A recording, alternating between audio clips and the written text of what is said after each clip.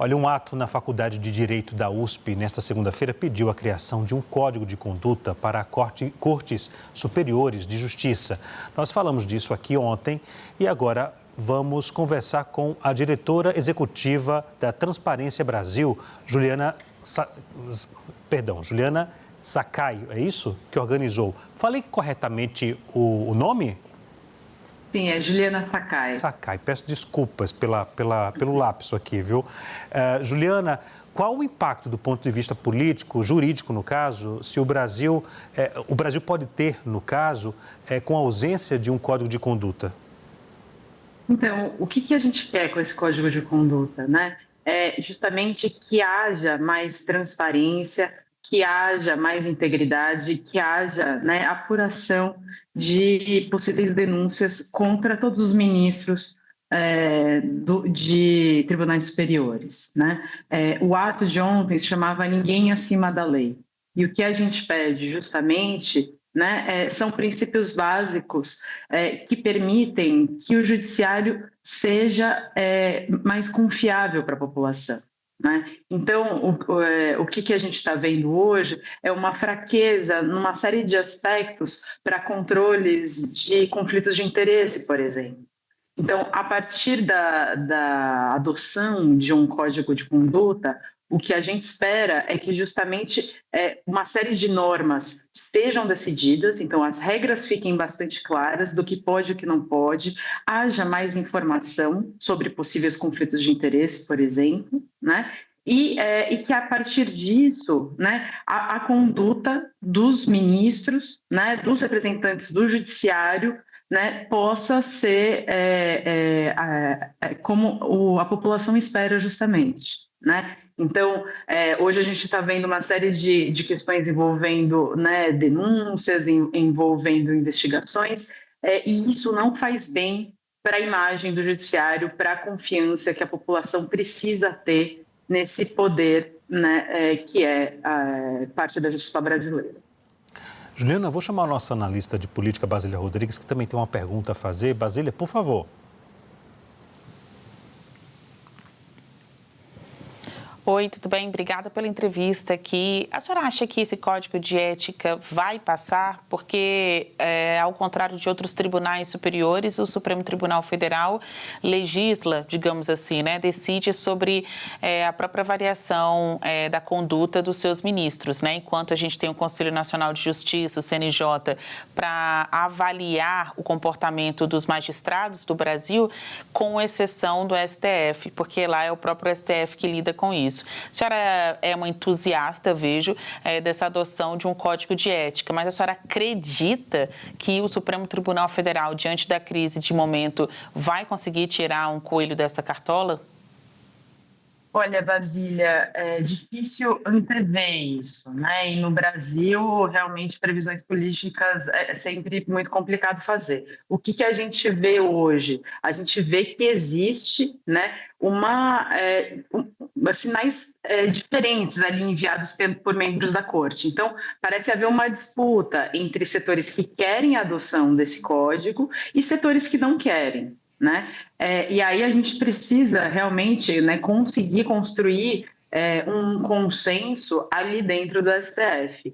E o nosso trabalho como membros da sociedade civil, né, então ontem a Transparência Brasil e outras organizações organizaram esse ato da sociedade pedindo a adoção desse código, é justamente colocar uma pressão, né, e um constrangimento mandando essa mensagem bem clara para todos ali dentro, né? Para todos do judiciário, dizendo que, olha, é necessário, é urgente e a gente não pode esperar. Né? A gente tem uma crise de confiança atualmente, né, sem precedentes contra o STF, e ele é um pilar fundamental da justiça. Todas as questões, em última instância, vão ser decididas ali.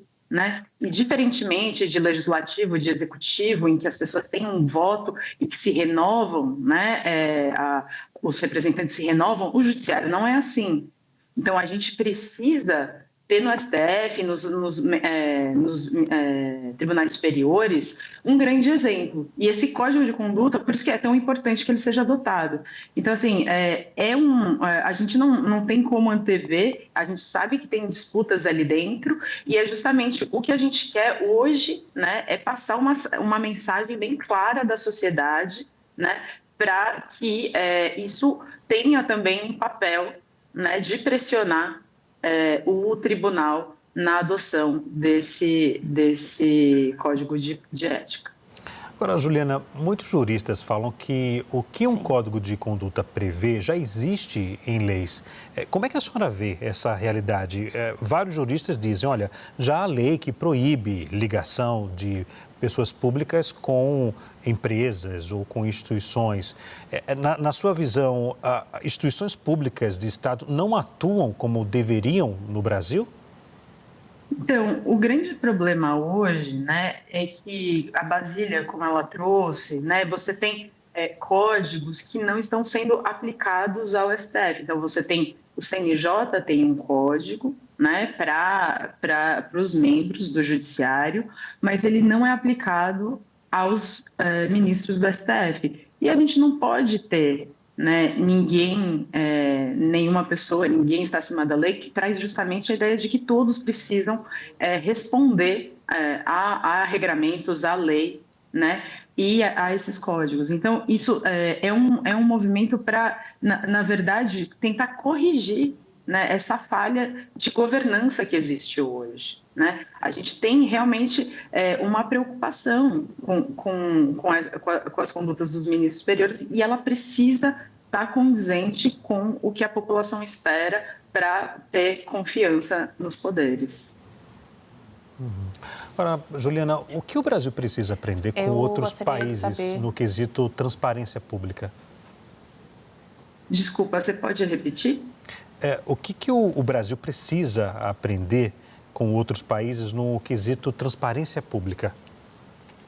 Quando a gente fala justamente, né, da questão de transparência, hoje o Brasil, para a maioria das coisas, é uma grande referência, né? Tem uma legislação de acesso à informação que é bastante moderna, né? E inclui todos os poderes, toda a administração pública, né? Então, a gente tem também uma série de decisões, né, favoráveis, né, à transparência pública. Então, quando a gente fala, por exemplo, de transparência e intimidade dentro do contexto de salários de servidores públicos, isso já foi decidido pelo próprio STF, que na verdade, a transparência, que é o princípio que deve se sobrepor. Né? Não há de falar de intimidade, porque a gente está falando de dinheiro público e a gente precisa ter uma prestação de contas. Então, assim, de forma ampla, né, o arcabouço institucional que existe em termos de transparência no Brasil, ele é muito bom, tá?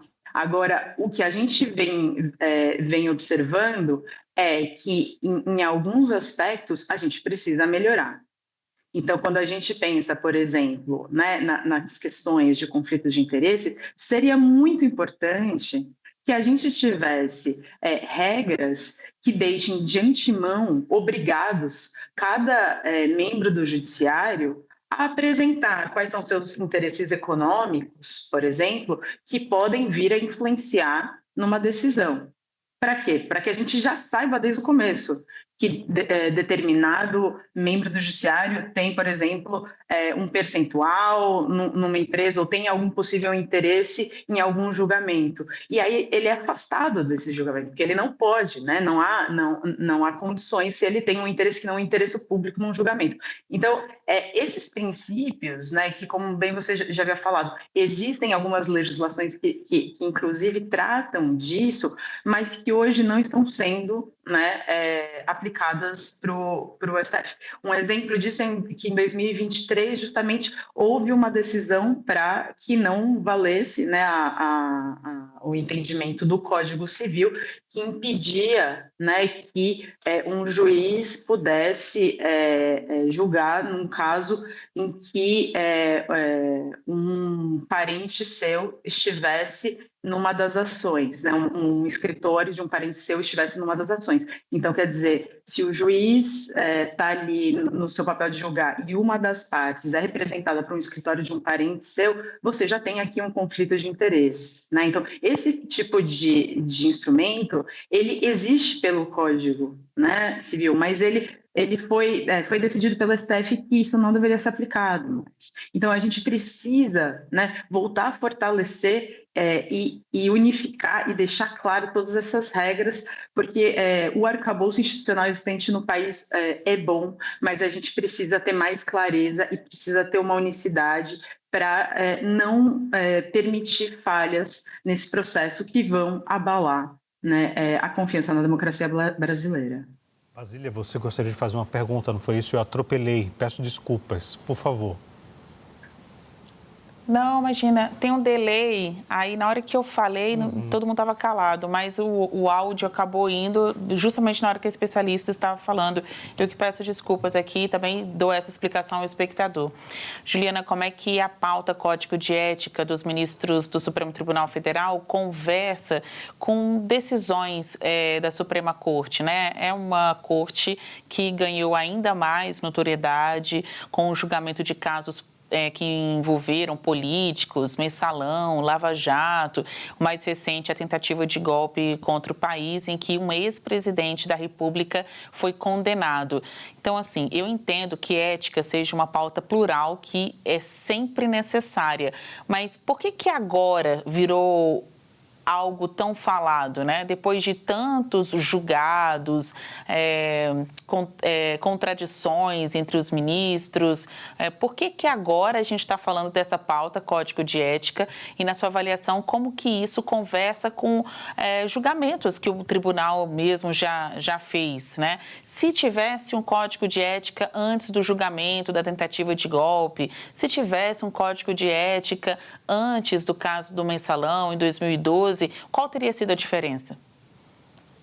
O que eu vejo aqui, Basília, é que a gente está, né, dentro de um contexto muito dramático mesmo, né, para o judiciário brasileiro. Então, o caso Master, todo o escândalo, né, envolvendo os ministros do STF, eles trazem à tona, né, uma série de questões de conflitos de interesse, justamente, que ameaçam essa credibilidade da justiça, né? E a partir do momento em que a gente não tem mais elementos, né, em que isso que a gente passa a olhar uma decisão de um juiz, de um ministro, a partir desses interesses, né, isso é muito problemático para acreditar no sistema democrático. Ele depende, né, da justiça, é um dos poderes.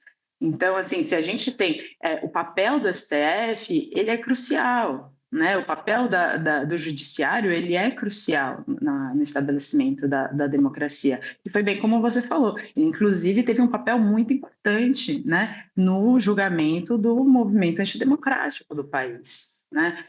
O que acontece é que depois de toda essa descoberta e desses escândalos, né, envolvendo os ministros, a confiança ficou abalada. Então, a gente precisa, né, ter uma resposta, né, firme, de forma a institucionalizar, fortalecer, né, a estrutura de governança interna para recuperar a confiança que o cidadão precisa ter nessa corte, né? Em última instância, é ela que vai arbitrar sobre uma série de questões políticas que não se resolvem na política. Muitas vezes isso vai ser levado ali. Se a gente não confia, né, ali como um poder isento, que não está direcionado por interesses que não ir para o interesse público, né, a confiança é minada e a democracia é minada. Então, por isso que agora é um momento importante, né, da gente recuperar justamente essa credibilidade, né, que é necessária para que a democracia siga forte. Ok, nós conversamos com Juliana Zacay, diretora executiva da Transparência Brasil, a quem eu agradeço pela disponibilidade ao falar com a gente. Uma boa noite e até a próxima. Boa noite, eu que agradeço. Agradeço também a Basília Rodrigues.